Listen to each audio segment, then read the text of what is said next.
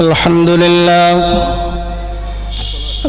لله نحمده ونستعينه ونستغفره ونؤمن به ونتوكل عليه ونعوذ بالله من شرور أنفسنا ومن سيئات أعمالنا من يهده الله فلا مضل له ومن يضلله فلا هادي له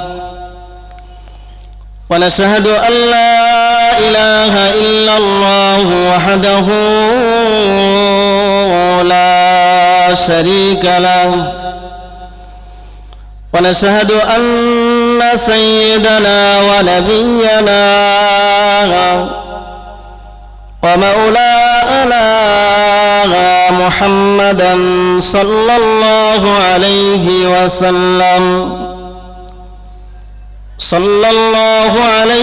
وسلم عبده ورسوله الذي أرسله بالحق بشيرا ونذيرا وداعيا إلى الله بإذنه وسراجا منيرا فقد قال الله تعالى في كلامه المجيد والفرقان الحميد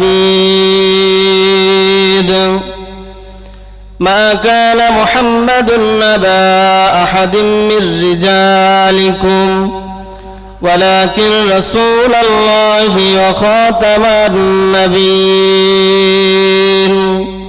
وكان الله بكل شيء عليما إن الله وملائكته يصلون على النبي يا أيها الذين آمنوا صلوا عليه وسلموا تسليما اللهم صل على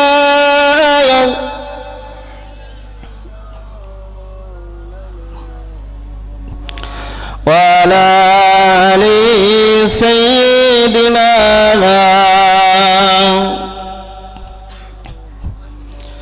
জন্ম আমার নবী যুগে হলে কেমন হতো জন্ম আমার নবী যুগে হলে কেমন হতো দুনয়নে রাসূল পাক দেখিলে কেমন হতো দুনয়নে রাসূল পাক দেখিলে কেমন হতো জন্ম আমার নবী যুগে হলে কেমন হতো দুনয়ন আমিন যতই মাফুক আর যাই করুক আমি আমিনের কথা মানব না যদি আমার দিকে 4 আঙুল যায় আমি আমিনের কথা মানব না তো আপনি যদি এইভাবে এই নিয়ত করে বসেন যে বক্তার কাজ হচ্ছে ওয়াজ করা বক্তা ওয়াজ করে চলে যাবেন আমরা যেমন আছি তেমনই থাকব তাহলে আমার বলা আপনাদের বসা আর এই অর্থ খরচ সব বেকার হবে কথা ঠিক না ভুল একটু কথা বলেন কথা ঠিক না ভুল এজন্য যতক্ষণ বসবো নিয়ত করে নিই অন্তত কিছু নেকি সঞ্চয়ের এবং জীবনে উন্নতি ঘটানোর কিছু যেন আমরা নিয়ে উঠতে পারি আল্লাহ কবুল করেন বলি আমিন আমি আপনাদেরকে বেশি সময় বিরক্তি করব না স্বল্প সময়ের জন্য বসেছি মনে করেন এটা লেডিস সিটে যদি কেউ বসে তো লেডিসরা যদি বাসে ওঠে তাহলে আপনাকে উঠে যেতে হবে না কথা বলেন উঠে যেতে হবে না আমার পরে যিনি আসছেন ভাইজান হুজুর কিবলা তিনি পীরনগর দরবার শরীফ থেকে আসবেন হুজুর আসা মানেই আমার বক্তব্য যেখানেই চলবে সেখানেই স্তব্ধ হবে আমি হুজুরের সম্মানার্থে মাইক ছাড়বো এজন্য লেডিস সিটে বসার মতো বাবাজি আমরা এই পার্থিব জগতে স্থায়ী না অস্থায়ী? এ জগৎটা স্থায়ী নয়, চলে যেতে হবে। আমি রাসূলুল্লাহর একটি হাদিস আপনাদের কাছে রেখেছি। রাসূল বললেন, কুনু ফিদ দুনিয়া গারিবুন, তোমরা পৃথিবীর জমিনে বসবাস করো একজন অপরিচিত মুসাফিরের ন্যায়। তো মুসাফিরের ন্যায় বসবাস করার অর্থ হলো এই দুনিয়ার জগৎটা একটা মুসাফির খানা।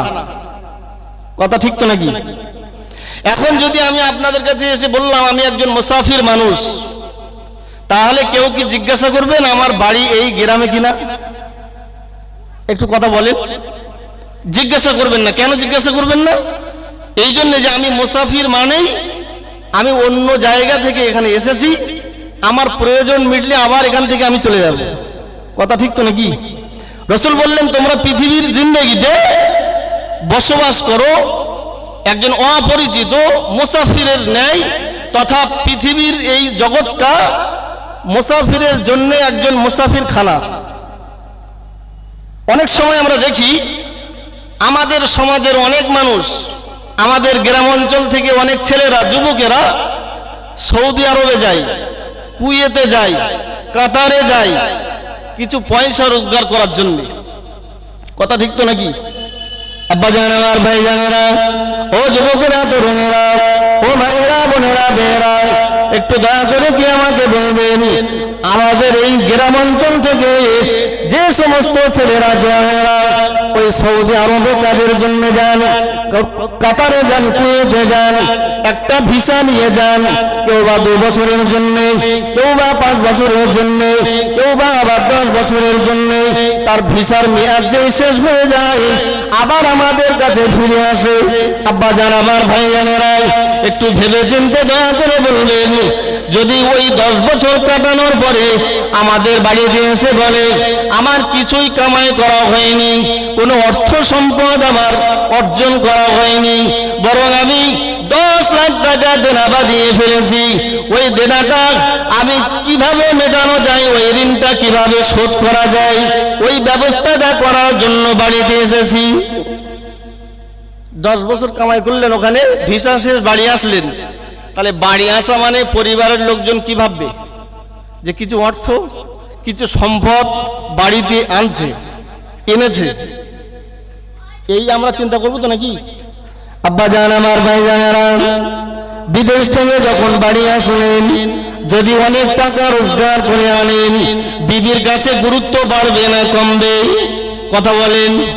বিবির কাছে গুরুত্ব বেড়ে যাবে, সন্তানাদির কাছে গুরুত্ব বেড়ে যাবে, পরিবারের মানুষের কাছে গুরুত্ব বেড়ে যাবে, গ্রামে তার গুরুত্ব বেড়ে যাবে।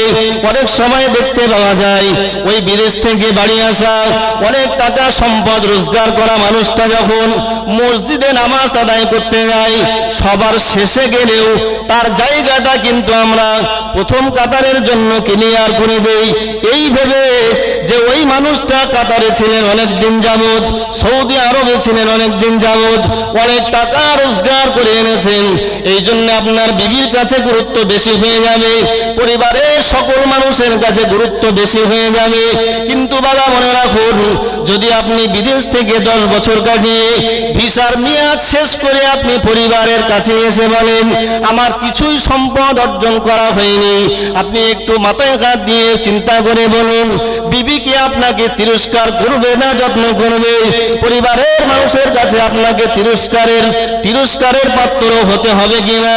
এমনকি আপনার গোটা পরিবার, বন্ধু বান্ধব, আত্মীয় স্বজন সকলের কাছে আপনার ভৎসনার পাত্র হতে হবে। ও বাবাজি আমার, মনে রাখুন, আল্লাহ পাক রব্বুল আলামিন এই পৃথিবীর জিন্দেগিতে কারোবার 50 বছরের ভিসা দিয়েছেন, কারোবার 60 বছরের ভিসা দিয়েছেন, কারোবার 70 বছরের ভিসা দিয়েছেন। এই ভিসার মেয়াদ শেষ করলে এই বিদেশ থেকে আমাদের স্বদেশে যেতে হবে না? হবে না? আব্বা জান আমার ভাই জানেরা মনে রাখুন, এখন ভিসার মেয়াদ যখন আমার শেষ হয়ে গেল, কেউ বা 20 বছর, কেউ বা 30 বছর, 50 বছর, 60 বছর, 70 বছরের ভিসা আমাদের শেষ হয়ে গেল, আমরা আমাদের এই বিদেশ থেকে আমরা চলে যাব আমাদের নিজ গন্তব্য। নিজ গন্তব্যটা আমাদের কোথায়? কারো বা বাসবাগানে, কারো বা আমবাগানে, কবরস্থানে আমাদের হলো আমাদের ঘর। সেই ঘরে যে যদি আমরা আল্লাহকে বলি, ওগো রব্বুল আলামিন আল্লাহ, আমার 30 বছরের জিন্দেগিতে, 50 বছরের জিন্দেগিতে, 70 বছরের জিন্দেগিতে আল্লাহ কিছুই কামাই করা হয়নি। ও আমার আব্বা জান ভাইরা, পার্থিব জগতে যদি বিদেশ থেকে বাড়ি আসলে যদি কোনো অর্থ সম্পদ না নিয়ে দেনা বাঁধিয়ে বাড়ি আসেন, স্ত্রীর কাছে আপনাকে ভৎসনা হতে হয়, পরিবারের কাছে ভৎসনা হতে হয়, সন্তানাদের কাছে ভৎসনার শিকার হতে হয়, পাড়া প্রতিবেশীর কাছে ভৎসনার শিকার হতে হয়। ও আমার আব্বা জান ভাইয়েরা, ও মায়েরা, বোনেরা, মনে রাখুন, যদি আপনি কবরে যেয়ে মহান আল্লাহর কাছে যেয়ে বলেন, ওগো রব্বুল আলামিন আল্লাহ, আমার ভিসার মেয়াদ শেষ হয়ে গেছে, আমি আপনার কাছে ধরা দিয়েছি, কিন্তু আমার কিছুই কামাই করা হয়নি, বরং উল্টে দেনা বাজিয়ে ফেলেছি। আমি দুনিয়ার জিন্দেগিতে মদ পান করেছি, সুদ খেয়েছি, ঘুষ খেয়েছি, এমনি করে লোকের জমির আলটে জমি বাড়িয়ে দিয়েছি, আমি চুগলি করেছি, পরের সমালোচনা করেছি, নামাজ কাজা করেছি, রোজা রাখা আমার জীবনে হয়নি। ও রব্বুল আলামিন আল্লাহ, আমার টাকা ছিল কিন্তু আমার হজ করা হয়নি। ও রব্বুল আলামিন আল্লাহ, আমার টাকা ছিল কিন্তু যাকাত আদায় করা হয়নি। আল্লাহর কাছে আপনার যত হবে না ভৎসনা হবে। কথা বলেন বাবা, কবরে যদি পার্থিব জগতে পরিবারের মানুষের কাছে যদি আপনার গুরুত্ব কমে যায় কিছু সঞ্চয় না করার জন্যে, আজকে আপনি পার্থিব জগতে কিছু সঞ্চয় না করে কবরে যাবেন, কবরওয়ালায় কবর আপনার সঙ্গে কি ব্যবহার করবে, কবর আপনার সাথে কি আচরণ করবে? আল্লাহ আপনাকে ছাড় দেবে তো?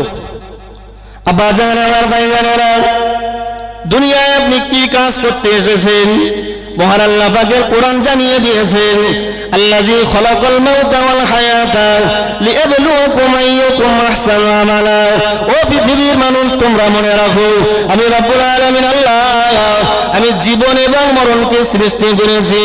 ওগো দুনিয়াবাসী, তোমরা মনে রেখে দাও, আমি রব্বুল আলামিন আল্লাহ জীবন এবং মরণকে আমি আল্লাহ সৃষ্টি করেছি, একটা উদ্দেশ্য আছে আমার, লিয়াবলুয়াকুম আইয়ুকুম আহসানু আমালা।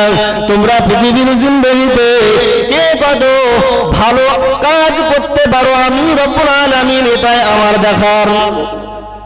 ভালো কাজ, নেকি সঞ্চয়ের কাজ কে কত করতে পারো, আমি রব্বুল আলামিন সেটাই আমার দেখার। আব্বা জান আমার ভাই জানেরা, পৃথিবীর জিন্দেগিতে কে সাদা কে কালো, আমি একজন মুদিখানার দোকানদার, আপনি একজন ইট ভাটার মালিক, আমি একজন ডাক্তার, আপনি একজন রোগী, আমি একজন প্রতিষ্ঠানের শিক্ষক, আপনি একজন ছাত্র।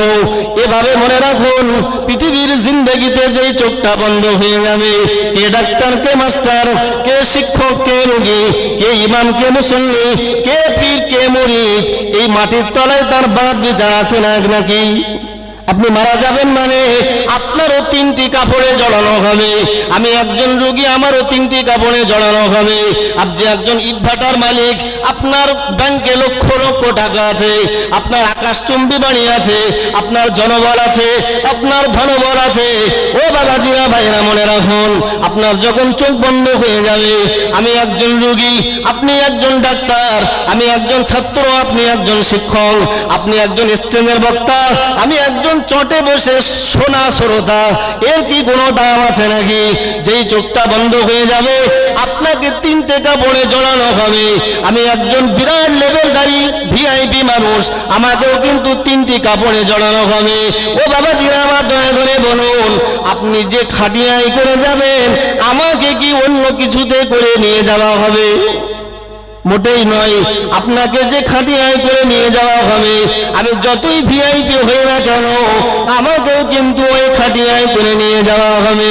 ওগো আল্লাহর বান্দা, মনে রাখুন, কবরের জগতে আপনি পৃথিবীর জগৎটা একদম উল্টো। আপনি একজন নামাজি, আপনি একজন গরিব অসহায় দুস্থ পরিবারের একজন মানুষ, কিন্তু সমাজে আপনার কোনো ভ্যালু নাই।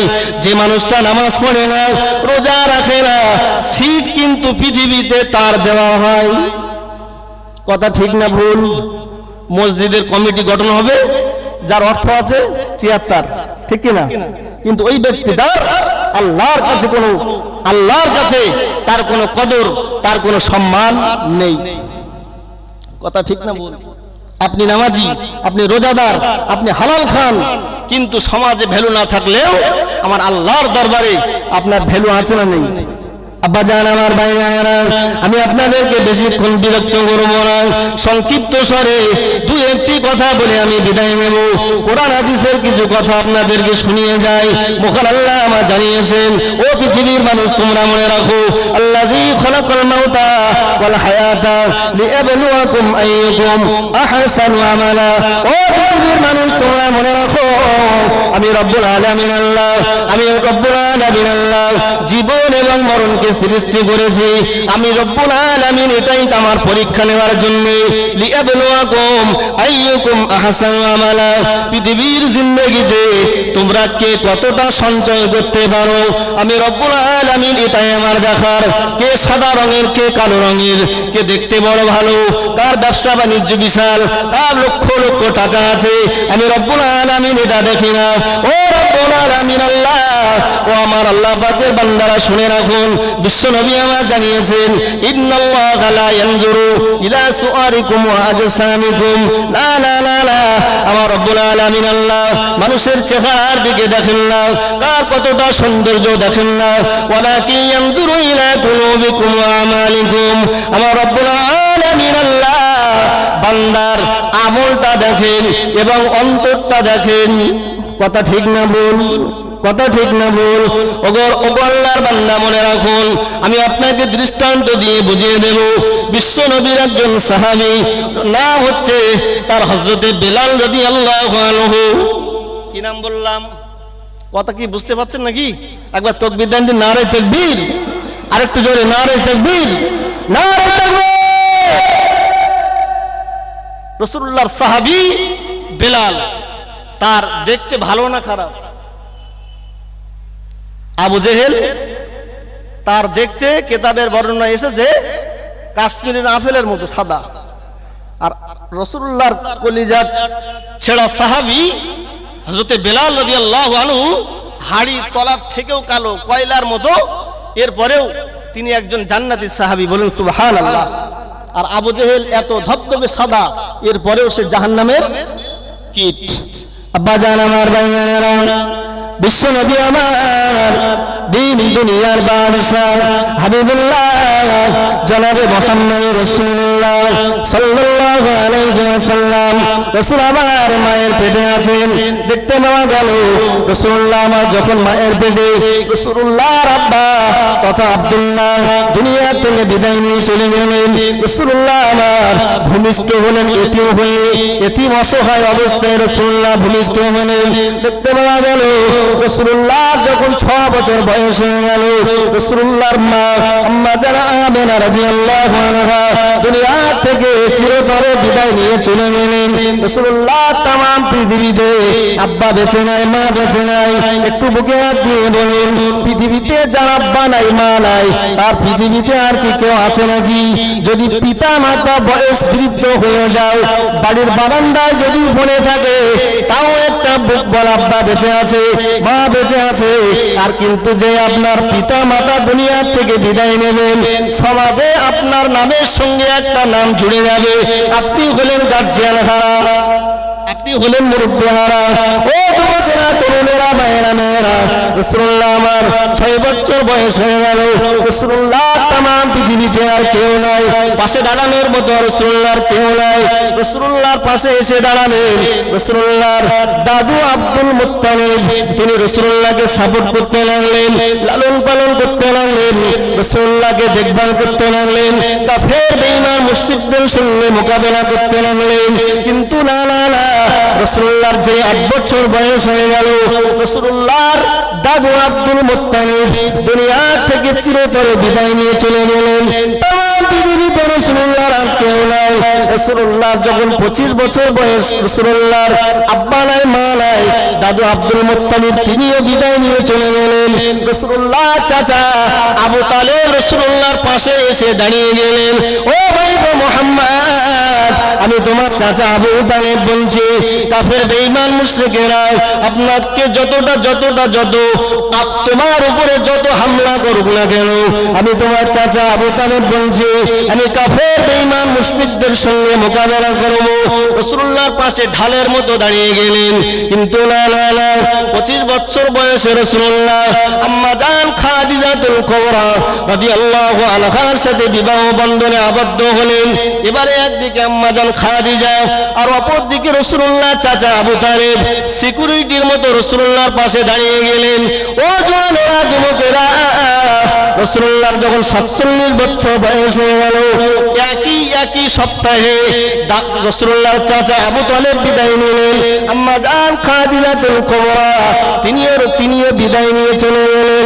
তামাম পৃথিবীর ময়দানে রাসূলুল্লাহর পাশে দাঁড়ানোর মতো কেউ নাই, আব্বা নাই, মা নাই, চাচা নাই, দাদু নাই, নিজের জীবন সঙ্গিনী অভিভাবিকার মতো যিনি কাজ করতেন, আম্মা জান খাদিজাতুল কুবরা রাদিয়াল্লাহু আনহা, তিনিও দুনিয়া থেকে বিদায় নিয়ে চলে গেলেন।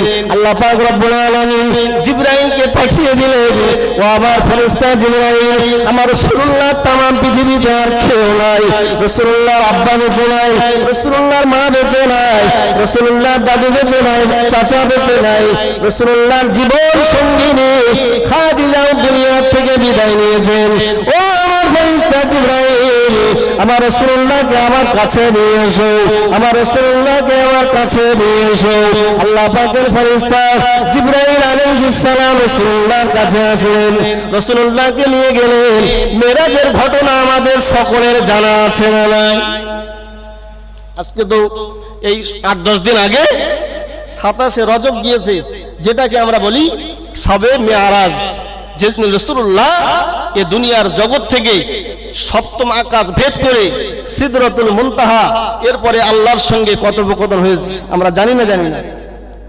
আল্লাহ বললেন, ফেরেশতা জিবরাইল চলে যাও, আমার রাসূলকে আমার কাছে আনো। আব্বা জান, আমার ভাই জানেরা, আল্লাহ পাকের ফেরেশতা জিবরাইল আলাইহিস সালাম আল্লাহ নবীর কাছে এসে বললেন, ইয়া রাসূলুল্লাহ, ইয়া হাবিবাল্লাহ, তামাম পৃথিবীতে আপনার পাশে দাঁড়ানোর মতো আর কেউ নাই। ইয়া রাসূলুল্লাহ, ইয়া হাবিবাল্লাহ, হুজুর আপনাকে এক্ষুনি যেতে হবে, আমার আল্লাহ পাক আপনার সঙ্গে সাক্ষাতের জন্য ডেকেছেন। আল্লাহ পাকের নবী জিবরাইল আমিনের সঙ্গে সপ্তম আকাশ ভেদ করে আল্লাহর সঙ্গে দিদার করলেন। আল্লাহ পাকের জান্নাত জাহান্নাম পরিদর্শন করলেন। জান্নাতের ভিতরে যেয়ে দেখলেন একজন মানুষের পায়ের আওয়াজ ভেসে আসে। জিবরাইল আমিনকে জিজ্ঞাসা করলেন, ও ফেরেশতা জিবরাইল, এই জান্নাতের ভিতরে এই পায়ের আওয়াজটা কার? হযরত জিবরাইল আলাইহিস সালাম বললেন, ইয়া রাসূলুল্লাহ, ইয়া হাবিবাল্লাহ, হুজুর আপনার কলিজা ছেঁড়া সাহাবী, আপনার কলিজা ছেঁড়া সাহাবী হযরত বিলালের পায়ের আওয়াজ, আপনার কলিজা ছেঁড়া সাহাবী হযরত বিলালের পায়ের আওয়াজ শোনা যায়। আমার নবী দুনিয়ায় পৃথিবীর জগতে চলে আসলেন। বিলালকে ডেকে বললেন, ও আমার সাহাবী বিলাল, তোমার পায়ের আওয়াজ আমি রাসূলুল্লাহ জান্নাতে শুনতে পেয়েছি। বলুন সুবহানাল্লাহ, আরো জোরে বলুন সুবহানাল্লাহ। ও বিলাল, কি আমল করো বাবা, ও বিলাল তুমি কি আমল করো বাবা? আল্লাহ রাসূলের সাহাবী বিলাল বললেন, ইয়া রাসূলুল্লাহ, ইয়া হাবিবাল্লাহ, ইয়া রাসূলুল্লাহ, ইয়া হাবিবাল্লাহ, আপনি আপনার একজন নগণ্য গরীব একজন সাহাবী, আমি তেমন কিছু ইবাদত করতে পারি না ইয়া রাসূলুল্লাহ হাবিবাল্লাহ, আমি তেমন কিছু ইবাদত আমি করতে পারি না ইয়া রাসূলুল্লাহ, তবে আমি বেলাল সর্বদাই আমি ওযু অবস্থাতে থাকি। জোরে বলেন না সুবহানাল্লাহ। ইয়া রাসূলুল্লাহ, আমি তেমন বেশি ইবাদত করতে পারি না, তবে আমি বাঁ ওযুতে থাকি সব সময়। রাসূলুল্লাহ সাহাবী বেলাল দেখতে কদাকর কুৎসিত ভালো নয়, এরপরেও জান্নাতে অনেক সাহাবী আছেন, তারপরেও বেলালের পায়ের আওয়াজটা আমার আল্লাহ জান্নাতে দিয়েছেন, বলুন সুবহান। তাহলে কালো চেহারা সাদা চেহারা এটা বিষয় না, বিষয়টা আপনি কতটা আমল করতে পেরেছেন, আপনার আপনার জীবনে কতটা আপনি আমল ভরতে পেরেছেন, এটাই আল্লাহর কাছে দেখার। আব্বা জান, আমার ভাই জানেরা, মহান রব্বুল আলামিন কোরআন শরীফের ভিতরে জানিয়েছেন, ফাআম্মা মান সাকুলাত মাওয়াজিনুহু ফাহুয়া ফি ঈশাতিন রাদিয়া ওয়া আম্মা মান খাফফাত মাওয়াজিনুহু ফাউম্মুহু হাবিয়া। ও আল্লাহ পাকের বান্দারা, মনে রাখুন, মহান আল্লাহ জানিয়েছেন, দুনিয়াবাসীরা তোমরা শুনে রেখে দাও, ফাআম্মা মান সাকুলাত মাওয়াজিনুহু, যাদের দাড়ি পাল্লাটা ভালো হয়ে যাবে, আমল যাদের ভালো হয়ে যাবে, তাদের তারা হবেন জান্নাতি জান্নাতি জান্নাতি। ও দুনিয়াবাসীরা তোমরা মনে রাখো, ওয়া আম্মা মান খাফফাত মাওয়াজিনুহু ফাউম্মুহু হাবিয়া, আর যাদের আমলটা শূন্য হবে, যাদের আমলে নামাজ থাকবে না, যাদের আমলে রোজা থাকবে না, যাদের আমলে হজ থাকবে না, যাকাত থাকবে না, এরা হবে চিরস্থায়ী জাহান্নামী। ও আল্লাহ পাকের বান্দারা, মনে রাখুন, বিশ্ব নবীর কলিজার টুকরি ফাতেমা রাদিয়াল্লাহু আনহা, তিনি এমন আবেদা মানুষ ছিলেন, আল্লাহ পাকের একজন এমন মাহবুবা ছিলেন, যিনার তামাম জীবনের কোনদিন তাহাজ্জুদের নামাজ কাজা হয়নি, বলুন সুবহানাল্লাহ। রাসূলুল্লাহর কলিজার টুকরি মা ফাতেমা রাদিয়াল্লাহু আনহা এমন আবেদা ছিলেন আল্লাহর, একদিনের জন্য তাহাজ্জুদের নামাজও কাজা হয়নি, বলুন সুবহান। আব্বা জান, আমার ভাই জানেরা, আল্লাহ পাকের নবী কলিজার টুকরি ফাতেমা রাদিয়াল্লাহু আনহা একদিন তাহাজ্জুদের নামাজে দাঁড়িয়ে গিয়েছেন, আল্লাহ পাকের ইবাদতে মশগুল, আল্লাহ পাকের ইবাদতে মশগুল হয়ে গিয়েছে, পাশে দোলনায় দুলছেন রাসূলুল্লাহর কলিজার টুকরি হযরত ফাতেমা রাদিয়াল্লাহু আনহার দুই কলিজার টুকরা সন্তান হযরত হাসান এবং হুসাইন রাদিয়াল্লাহু আনহুমা দোলনায় দোল খাচ্ছেন। এমন সময় দেখতে পাওয়া গেল গভীর রাত, নিশীথ রাত, রাসূলুল্লাহর কলিজার টুকরি ফাতেমা রাদিয়াল্লাহু আনহা নামাজে মশগুল, আল্লাহর ইবাদতে মশগুল। এমন সময় দোলনায় থাকা হযরত হাসান এবং হুসাইনের ঘুমটা ভেঙে গেল।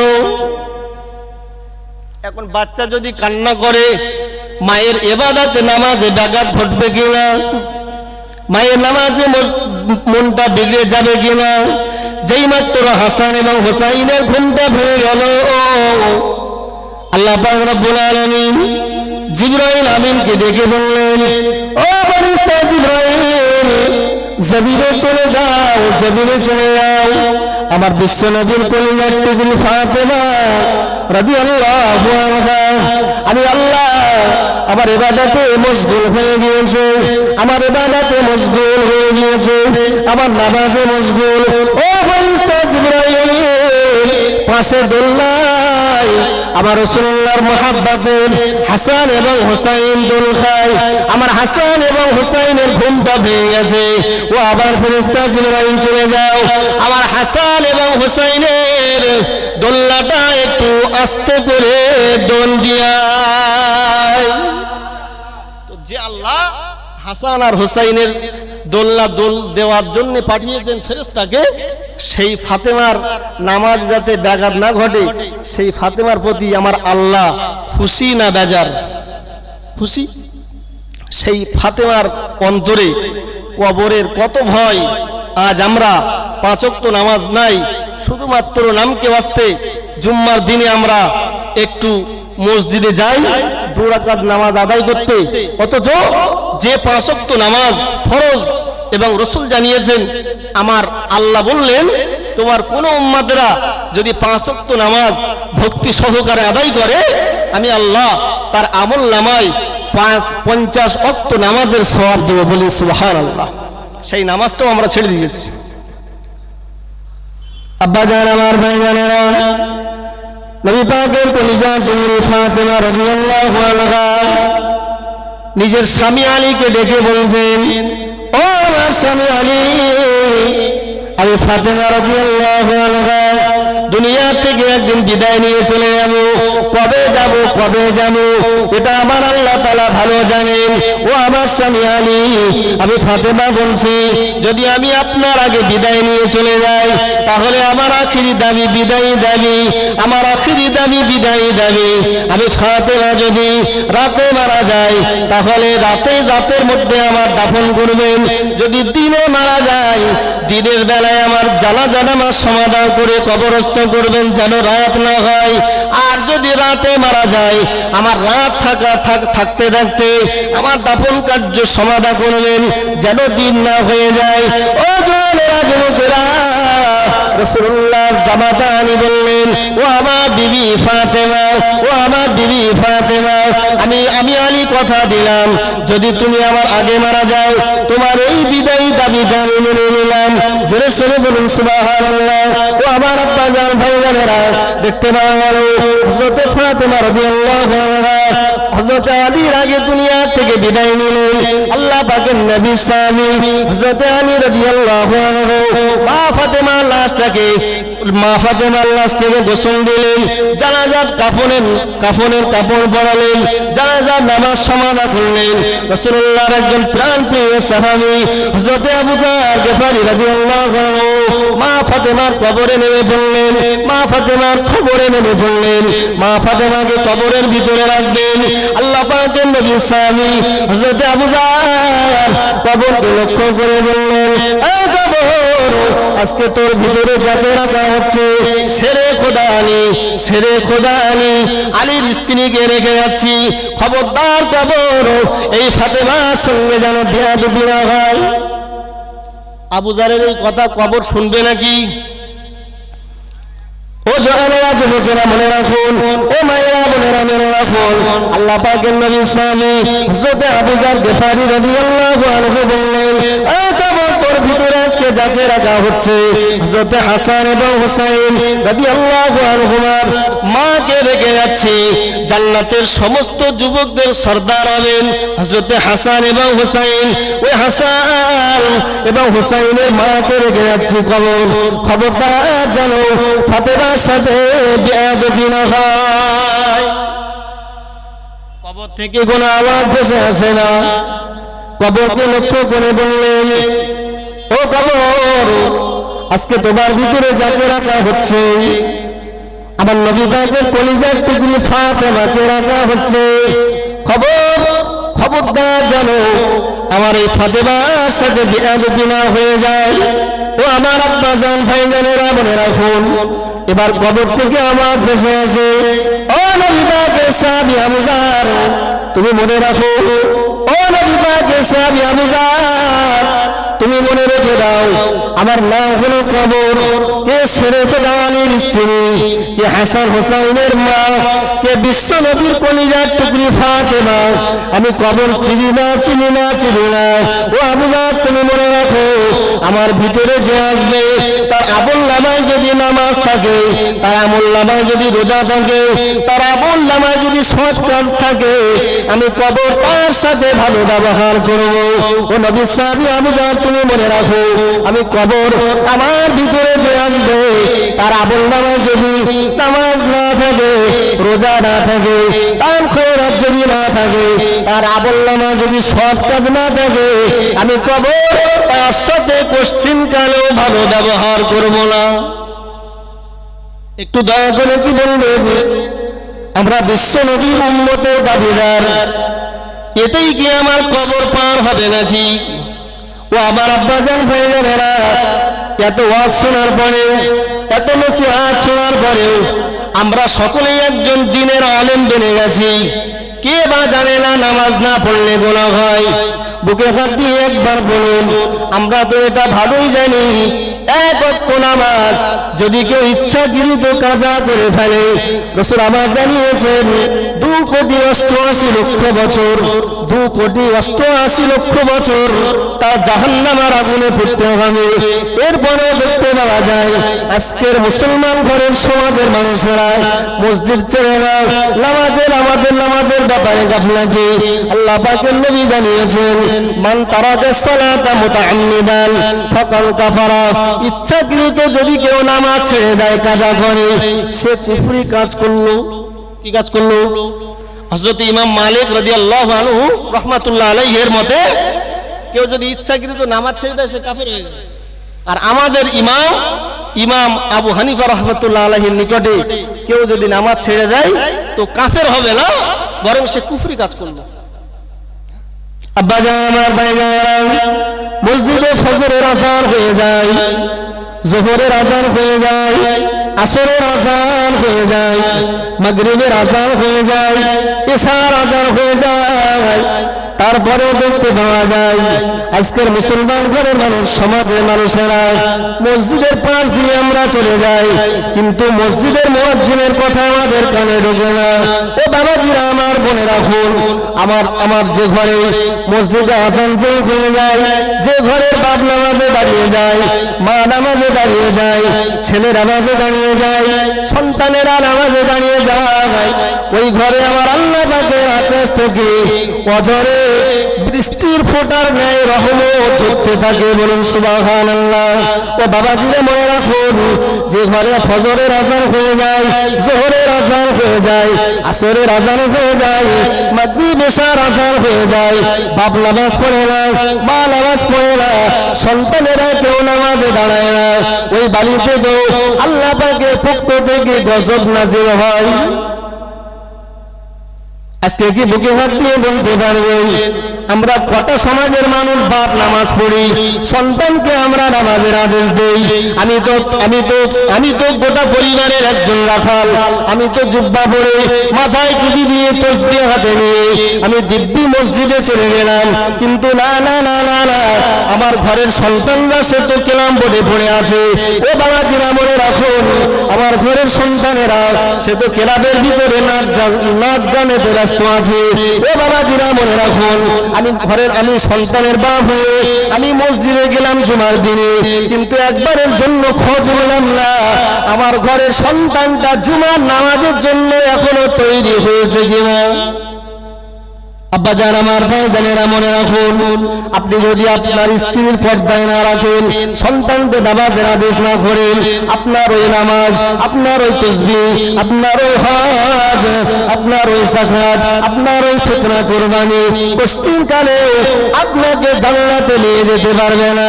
ও জওয়ানেরা, যুবকেরা, ও মুরব্বিয়ানেরা, রাসূলুল্লাহ জানিয়েছেন, কুল্লুকুম রাঈন ওয়া কুল্লুকুম মাসউলুন আন রাঈয়াতিহি। তোমরা মনে রাখো, ও আমার উম্মত উম্মতিরা, তোমরা মনে রাখো, কুল্লুকুম রাঈন, তোমরা প্রত্যেকে একজন করে রাখাল, ওয়া কুল্লুকুম মাসউলুন আন রাঈয়াতিহি, এবং তোমরা মনে রাখো তোমাদের পরিবারের সকলের ব্যাপারে তোমরা জিজ্ঞাসিত হবে। এখন বলেন, যদি আল্লাহর কাঠগড়ায় আমাকে দাঁড়াতে হয়, পরিবারের ব্যাপারে জিজ্ঞাসা করে, তাহলে কি যথাযথ উত্তর আমরা দিতে পারবো কিনা? কথা বলেন। আমি নিজে নামাজ পড়িনি, কখনো নিজে পড়েছি, কিন্তু পরিবারের মানুষগুলোকে নামাজের ব্যাপারে তালিম দিতে পারিনি। এরকম সমাজে আছে না নেই? তাহলে কিন্তু জানা সব আমাদের, কিন্তু আমল শূন্য। আব্বাজান আমার ভাইজানেরা, বিশ্ব নবী আমার জানিয়েছেন, কুল্লুন নাসি খালিকুন ইল্লাল আলিমুন, পৃথিবীর সমস্ত মানুষরা ধ্বংস হয়ে যাবে, পৃথিবীর সমস্ত মানুষেরা নাস্তানাবুদ হয়ে যাবে, একমাত্র নাজাত পেয়ে যাবে জানলেওয়ালারা, আলেম শ্রেণীর মানুষেরা। মানুষ সব ধ্বংস, নাজাত পাবে কারা? আলেমরা। আলেম বলতে কি আমরা? আপনারাও আলেম। কথাটা কি ভুলে গেল? আপনারা আলেম কিনা? প্রমাণটা আমি করে দিই। নামাজ না পড়লে জাহান্নামে যেতে হবে, সুদ খাওয়া যাবে না, মদ পান করা যাবে না, পরের জমি আত্মসাৎ করা যাবে না, এই সমস্ত এ জাতীয় কথা আমাদের জানা আছে না নেই? তাহলে এই তো আলেম।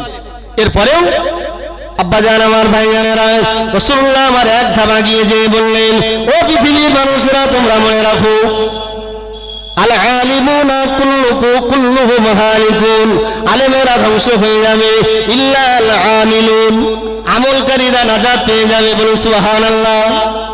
তাহলে প্রথমে মানুষ ধ্বংস, আলেমরা নাজাত। পরে রাসূল বললেন আলেমরা ধ্বংস হয়ে যাবে, আমলকারীরা নাজাত পেয়ে যাবে। বলুন সুবহানাল্লাহ। আমি জানি নামাজ পড়া যাবে, নামাজ পড়তে হবে, না পড়লে জাহান্নাম। আমি আলেম কিন্তু আমল করি না, আমি জাহান্নাম। রাসূল বললেন যারা জানে আমল করে এরাই আল্লাহর নাজাত পাবে, জান্নাত পাবে। বলুন সুবহানাল্লাহ। আব্বা জান আমার ভাইয়ানেরা, রাসূলুল্লাহ আবার এক ধাপ এগিয়ে গেলেন। রাসূল আমার বললেন প্রত্যেক আমলকারীরাই ধ্বংস হয়ে যাবে, প্রত্যেক আমলকারীরা নাস্তে নাবুদ হয়ে যাবে, ইল্লাল মুখলিসুন, তবে একমাত্র যারা আল্লাহকে রাজি করার জন্য, আল্লাহকে খুশি করার জন্য, আল্লাহকে সন্তুষ্টি করার জন্য যারা নামাজ পড়ে রোজা রাখে এরা নাজাত পেয়ে যাবে। বাকি যারা লোক দেখানো আমল করে, বাকি যারা লোক দেখানোর জন্য দান খায়রাত করে, বাকি যারা লোক দেখানোর জন্য হজ করে, এরা সব ধ্বংস হয়ে যাবে, এরা সব নাস্তা নাবুদ হয়ে যাবে। তবে যারা আল্লাহকে খুশি করার জন্য ইবাদত করে, নামাজ পড়ে, রোজা রাখে, এই সমস্ত বান্দারা নাজাত পেয়ে যাবে। বলুন সুবহানাল্লাহ। তাহলে শুধু আমল করলেও কিন্তু নাজাত পাওয়া যাবে না, আমল করতে হবে, তবে সেই আমলটা যেন আল্লাহকে খুশি করার জন্য হয়, আল্লাহকে রাজি করার জন্য হয়, তাহলে আপনার নাজাত। অন্যথায় আপনার আমল করার পরেও আপনার নসিবে জান্নাত নাজাত জুটবে না। আপনাদের কি কষ্ট হচ্ছে নাকি? কষ্ট হচ্ছে? একটু জোরে তাকবীর দেন দিন। নারে তাকবীর, নারে তাকবীর, নারে তাকবীর। জন্ম আবার নবী যুগে হলে কেমন হতো, জন্ম আবার নবী যুগে হলে কেমন হতো। জোরে বলেন সুবহানাল্লাহ। নারে তাকবীর। আমরা তোমার আশিক দেওয়ানা, দেখে এলো সোনার মদিনা। আমরা তোমার আশিক দেওয়ানা, দেখে এলো সোনার মদিনা। ইয়া রাসূলুল্লাহ, ইয়া হাবিবাল্লাহ, ইয়া রাসূলুল্লাহ, ইয়া হাবিবাল্লাহ। নবী গো তুমি না এলে কে বা জানতো খোদাকে বলে। নবী গো তুমি না এলে কে বা জানতো খোদাকে বলে। ওগো আপনি এসেছিলেন নবী, ওগো আপনি এসেছিলেন নবী, স্বয়ং খোদার ঠিকানা। তোমায় ছাড়া ভালো লাগে না। ইয়া রাসূলুল্লাহ, ইয়া হাবিবাল্লাহ, ইয়া রাসূলুল্লাহ, ইয়া হাবিবাল্লাহ। নারে তাকবীর। আরেকটু জোরে হবে না? নারে তাকবীর, নারে তাকবীর। আমি শুরু থেকে এ পর্যন্ত আপনাদেরকে বলে বুঝিয়েছি পৃথিবীটা মুসাফির খানা। এই মুসাফির থেকে আপনাকে দেশে যেতে হবে, কবর নামক জায়গায়, এবং সেই জায়গাতে যাবার জন্য কিছু কামাই করতে হবে। কারণ বিদেশ থেকে আসলে যেমন আমরা খালি হাতে আসলে তিরস্কার, ঠিক আমরা যদি এই পৃথিবীর ভিসা শেষ করে 60, 70, 80 বছর পরে আমরা কবরে যেয়ে আমরা দেনা করে ফেলি, তাহলে আল্লাহর কাছে কিন্তু ছাড় পাওয়া। আব্বা জান আমার ভাইয়া, পাশেই কবরস্থান, একটু মনে ভাবুন। আগামীকাল জোহরের পরে, আগামীকাল জোহরের পরে আমার অথবা আপনাদের কারোর সাথে রাতের আজরাইলের সঙ্গে সাক্ষাৎ হয়ে যাবে। এই কবরস্থানে আমাকে দাফন করা হবে। সকলেই 3 মুঠো করে মাটি দিয়ে সকলেই বাসায় ফিরে যাবে। মুনকার নাকিরের সওয়ালের জবাব হবে, ও বান্দা মান রব্বুকা মান নাবিয়ুকা ওয়া মা দীনুকা। ও আল্লাহর বান্দা, মান রব্বুকা তোমার রব কে, মান নাবিয়ুকা তোমার নবী কে, মা দীনুকা তোমার ধর্ম কি। এই 3টি প্রশ্নের জবাব যদি আমরা দিতে পারি তাহলে তো কবরে আমরা মুক্তি পেয়ে যাব। জান্নাত পর্যন্ত আমার কবর থেকে একটা রাস্তা তৈরি করে দেওয়া হবে। কিন্তু না না না, একবারের জন্য বুকে হাত দিয়ে বলুন, মান রব্বুকা যদি আমি জবাব না দিতে পারি, মান নাবিয়ুকা যদি জবাব না দিতে পারি, মা দীনুকা তোমার ধর্ম কি যদি জবাব না দিতে পারি, কবর কি আমার সঙ্গে ভালো আচরণ করবে নাকি? ও জওয়ানেরা, যুবকেরা মনে রাখুন, রাসূলুল্লাহ আমার জানিয়েছেন, ইয়াতবাউল মাইয়িতা সালাসাতুন, ইয়াতবাউল মাইয়িতা সালাসাতুন, আহলুহু ওয়া মালুহু ওয়া আমালুহু। ও আমার উম্মতেরা মনে রাখো, একজন ব্যক্তি যখন মারা যায়, একজন ব্যক্তি যখন দুনিয়া থেকে বিদায় নেয়, 3টি বস্তু তাকে কেন্দ্র করে ঘুরতে থাকে। 1 নাম্বার হলো আমল, 1 নাম্বার হলো আমল, 2 নাম্বার হলো সম্পদ, 3 নাম্বার হলো তার পরিবার সন্তানাদি। রাসূলুল্লাহ জানিয়েছেন, বিশ্ব নবী আমার জানিয়েছেন, ফায়ারজিউ ইসনান ওয়া ইয়াবকা ওয়াহিদুন। ওই ব্যক্তির কবর থেকে 2টি বিষয় ফিরে চলে আসে, আর একটা বিষয় এমন আছে ওই ব্যক্তির সঙ্গে তার কবরে যায়। ও জওয়ানেরা, যুবকেরা, মুরব্বিয়ানেরা, ও মায়েরা, বোনেরা মনে রাখুন, রাসূলুল্লাহ জানিয়েছেন 2টো জিনিস তার কবর থেকে ফিরে আসে। 1 নাম্বার, তার কবরে কিন্তু যাবে না তার কামাই করা সম্পদ, কথা ঠিক না ভুল? রাসূলুল্লাহ জানিয়েছেন 2 নম্বরে পরিবার পরিজন সকলেই তার কবর থেকে ফিরে আসবে, তার সাথে কেউ কবরে যাবে না। আমাদের সমাজে যখন কেউ মারা যায় আমরা বাহ্যিক চোখে দেখতে পারি ওই লাশটা পড়ে আছে, তার কথা বলার ক্ষমতা নাই, তার ইহসাসের কিন্তু ক্ষমতা আছে। ওই ব্যক্তিটা মনে করে আজকে এতগুলো মানুষ আমার ইন্তেকালের জন্য জড়ো হয়েছে, এরা সকলেই মেয়ে ছেলে বেটা ছেলে সকলেই কিন্তু আমার সঙ্গে আমার কবরে যাবে, সুতরাং কবরে আমার কোনো চিন্তা নাই, চিন্তা নাই। দেখতে পাওয়া যায় কিছুক্ষণের পরে যখন আমরা জোহরের নামাজ আদায় করি, আমরা যখন খাটিয়াটা নিয়ে কবরস্থানের দিকে চলে যাই, মেয়েরা কিন্তু কবরস্থানে যান না, কথা ঠিক না ভুল? ও আমার আব্বা জান ভাইরা, আল্লাহ পাকের নবী জানিয়েছেন ওই সময় দেখতে পাওয়া যায় ওই মুর্দা ওই লাশের আর্তনাদ বেড়ে যায়, কান্নাটা বেড়ে যায়। কি ব্যাপার? আমার আমার আমার ঘরের মেয়েরা, আমার পরিবারের মেয়েরা এত যে কান্নাকাটি করে, এত যে কান্নাকাটি করে, এত রোনাজারি করে, এত শোকাহত হয়, এত মর্মাহত হয়। না না না না না, আমার কবরে তো নিয়ে যাওয়ার জন্য আমার খাটিয়াটা তোলা হলো, কিন্তু না না না, এরা কিন্তু আমার সঙ্গে তো যায় না। ঠিক আছে, চলো চলো, এতগুলো পুরুষ তো আমার সঙ্গে কবরে যাবে, মেয়েরা না যায় না যাক। ও আমার আব্বা জান ভাইজানেরা, দেখতে পাওয়া গেল যখন আমার কবরটাকে লক্ষ্য করে আমার লাশ মোবারকটা কবরের ভিতরে নামানো হলো, তখন কটা মানুষ আমাদের কবরে নামে? তবে একটু কথা বলেন, ঘুমাচ্ছেন নাকি? একটু কথা বলেন দুজন। আব্বা জান, আমার ভাই জানেরা, ওই মুর্দা লাশে আত্মদান আরো বেড়ে যায়।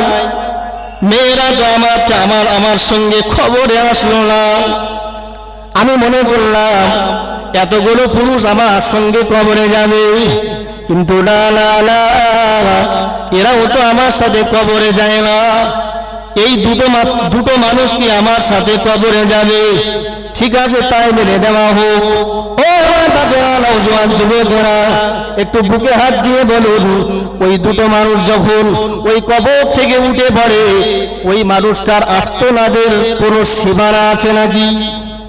কত আর্তনাদ তার বেড়ে যায়। ও নওজোয়ান যুবকেরা, বাপেরা শুনে রাখুন, মুর্দা লাশ তো ভাবলো এই নারী পুরুষ সবাই আমার সাথে কবরে যাবে, তারপরে ভাবলো মেয়েরা না যায় না যাক, এই মহিলারা তো আমার সঙ্গে যাবে, এই পুরুষরা তো আমার সঙ্গে যাবে, কিন্তু কবরে যেয়ে দেখতে পাওয়া গেল কবরের ভিতরে দুটো মানুষ আনলো। ঠিক আছে, দুটো মানুষ গেলেই চলবে। তারপরে যখন ওই দুটো মানুষ আবার চলে আসে, কবর থেকে উঠে আসে, ওই মানুষটারে এত আত্মনার হয়, যদি মানুষটা নামাজি হয়, রোজাদার হয়, হজকারী হয়, যাকাত আদায় কাঁদনেওয়ালা হয়, তাহলে তো তার কবরে সোনায় সোহাগা শান্তির জান্নাতের বিছানা বিছিয়ে দেওয়া হবে, জান্নাতের বালিশ মাথায় লাগিয়ে দেওয়া হবে, কবর থেকে জান্নাত পর্যন্ত একটা রাস্তা করে দেওয়া হবে।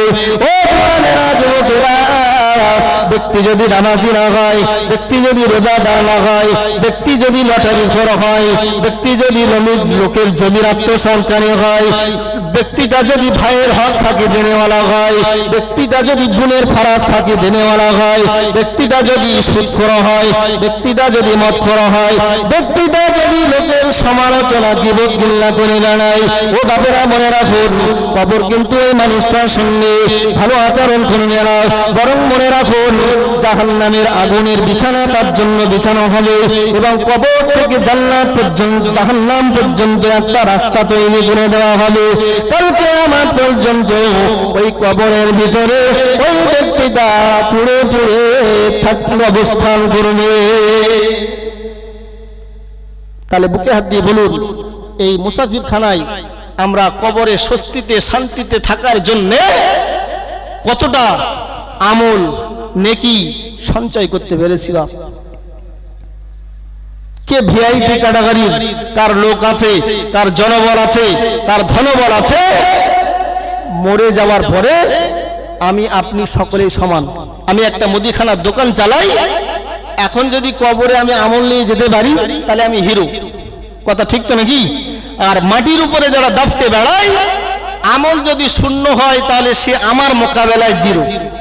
কথা তো ঠিক তো নাকি? কিন্তু দুনিয়ার সিস্টেম অন্যরকম। যদি কোনো বাপ, মেয়ের বাপ ছেলে দেখতে যায়, প্রথম রাউন্ডে আমরা কি দেখি? নামাজ কালাম পড়ে কি না, নাকি একটু কথা বলে। আগে দেখি যে ইনকাম কত, 50,000 60,000, চলো ঠিক আছে, অসুবিধা নেই। মাঝে মাঝে একটু ঘোলা পানি খায়, আবার মাঝে মাঝে 10 টাকায় যখন 1 লাখ টাকা অফার আসে তখন একটু একটু টিকিটও কাটে। মেয়ের বাপ বলে ঠিক আছে, অসুবিধা নেই, মাসে তো 60,000 70,000 টাকা ইনকাম। কথা ঠিক তো নাকি? কিন্তু ওই ব্যক্তিটার আল্লাহর কাছে কোনো কদর আছে? আবার ঘুরিয়ে নেন, মেয়ের বাপ যখন ছেলে দেখতে গিয়ে দেখে ছেলেটা নিঃস্ব গরিব, কিন্তু ইমাম সাহেবের কাছ থেকে খোঁজ নিয়ে দেখা গেল ছেলেটা নামাজি, রমজানের রোজা রাখে, এরপরে বিনয়ী, চরিত্রবান, কিন্তু আর্থিকভাবে দুর্বল, এমনকি তার ঘর বাড়ি খুব একেবারেই নরমাল, কোনো রকম বাসস্থানের ঘরটুকু আছে, একটু আবেগ করে নয়, বিবেক দিয়ে বলুন, ওই মেয়ের বাপ এক কথাই কি রাজি হবে বলে মনে হচ্ছে? ঘটকের বলে একেবারে ফাইনালও করতে হবে না, কেটেও দিতে হবে না, আপাতত থাক, আরো যদি 2-1টা ছেলে থাকে তাহলে দেখে নেই। কথা ঠিক না ভুল? অথচ যে ব্যক্তিটার ব্যাপারে আমরা এক কথায় রাজি হয়ে গেলাম, তার কদর আল্লাহর কাছে নেই, জিরো। আর যার কদর আছে আল্লাহর কাছে, সেই ব্যক্তিটার ব্যাপারে তার সমাজে কোনো ভ্যালু নেই। আর আজকের সমাজে যার টাকা আছে, গদি আছে, জনবল আছে, তার সমস্ত সংস্থার চেয়ার আমরা তাকে আগে দিই। দেখি না মানুষটা নামাজ পড়ে কিনা, দেখি না মানুষটা রোজাদার কিনা, দেখি না মানুষটাকে ন্যায় এবং হক এবং বাতিলের তারতম্যের কথা তার আছে কিনা।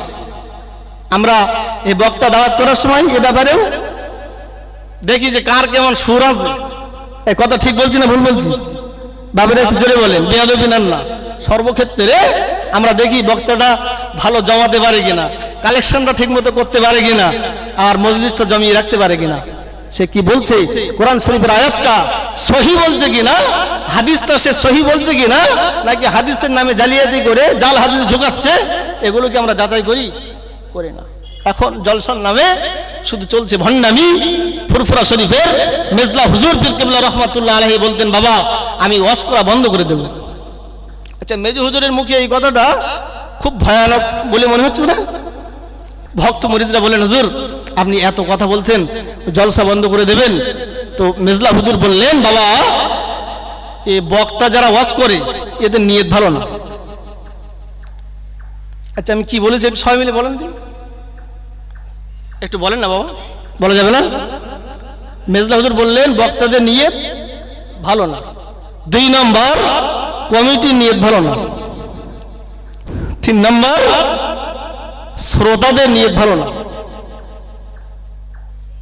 বক্তার নিয়ত ভালো না মানে বক্তা জানে এদিক সেদিক করে গল্প গুজব করে 1.5 থেকে 2 ঘন্টা পার করলেই 10,000, 15,000, 20,000, ঠিক তো নাকি? ফুরফুরা শরীফের হুজুর কেবলার ওসিয়াত নামা আপন জায়গায় থাক, কিন্তু আমার 10,000, 15,000, 20,000 দিতে হবে না, আমি যাব না। তার নিয়ত ভালো। শ্রোতা যারা আংশিক শ্রোতা, এখন তো ইমাম সাহেব বলছেন এখন আর যাব না, এখন কুটুম নিয়ে, আত্মীয় নিয়ে, পরিবার নিয়ে বাড়িতে একটু জমাই, পরে যাব। ওয়াজ হবে তো শেষের বক্তার সময়, কথা ঠিক তো নাকি? এবং কমিটির নিয়ত, ওই জলসাটা হয়েছে একটু নরমাল, ওদের থেকে আমাদের একটু ভালো বক্তা দাওয়াত করতে হবে, একটু জাঁকজমক করতে হবে। তার নিয়ত ভালো হলো। বাপ আমার উপর রাগ করছেন নাকি? আব্বাজান আমার ভাইজানেরা মনে রাখুন, বুখারী শরীফের হাদিসে আছে, হযরত ইমাম বুখারী রাহমাতুল্লাহ আলাইহি প্রথম নম্বরে যে হাদিসটা লিপিবদ্ধ করেছেন, ইন্নামাল আ'মালু বিন্নিয়াত, রাসূলুল্লাহ সাহাবী রাসূলুল্লাহর একটি হাদিস লিপিবদ্ধ করেছেন, বুখারী শরীফের প্রথম হাদিস, ইন্নামাল আ'মালু বিন্নিয়াত। ও মানুষজনেরা, যুবকরা, ও আমার আল্লাহ পাকের বান্দারা মনে রাখুন, নবী আমার হাদিস শরীফের মধ্যে জানিয়েছেন, ইন্নামাল আ'মালু বিন্নিয়াত। ও আমার উম্মতিরা, তোমরা নিয়তটাকে আগে ঠিক করো, কারণ তোমার তামাম জীবনের সব কাজটাই হবে নিয়তের উপরে নির্ভরশীল। বলুন সুবহানাল্লাহ। একটু ভেবে আমাকে উত্তর দেবেন। একজন মানুষ একটা ঘর বানিয়েছেন বাসস্থানের জন্য, মিস্ত্রিকে বললেন, ও আমার রাজমিস্ত্রি, দক্ষিণ দিকে একটা জানালা রেখে দেবে যেন দক্ষিণ দিক দিয়ে বাতাসটা আসে। পাশে আর একজন ভাই আমার ঘর করছেন, তিনি মিস্ত্রিকে বললেন, ও আমার মিস্ত্রি ভাই, এই আমার দক্ষিণ দিকে একটা জানালা রাখবে, ওই জানালা দিয়ে যেন মসজিদের মুয়াজ্জিনের আযানের আওয়াজটা শুনতে পাই। একটু ভেবে আমাকে বলবেন, আমি আপনাদেরকে জিজ্ঞাসা করছি, ওই দুটো মানুষের দুটো জানালা দিয়ে আযান আসবে এবং হাওয়া আসবে, কথা ঠিক না ভুল?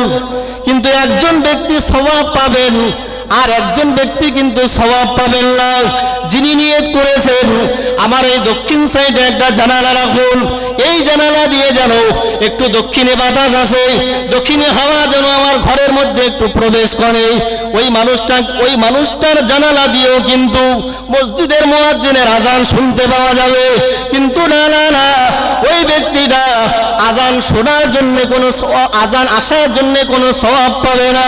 কিন্তু বাবা মনে রাখুন, ওই দক্ষিণ দিক দিয়ে যে বাবাজি নিয়ত করেছেন আমার এই দক্ষিণ দিকের জানালা দিয়ে যেন একটু মসজিদের মুয়াজ্জিনের আযানটা শুনতে পাই, ওই ব্যক্তিটা তো এই নিয়ত ভালো করার জন্য তার তো সওয়াব হবে বটেই, এরপরেও ওই জানলা দিয়ে দক্ষিণে বাতাস আসবে না?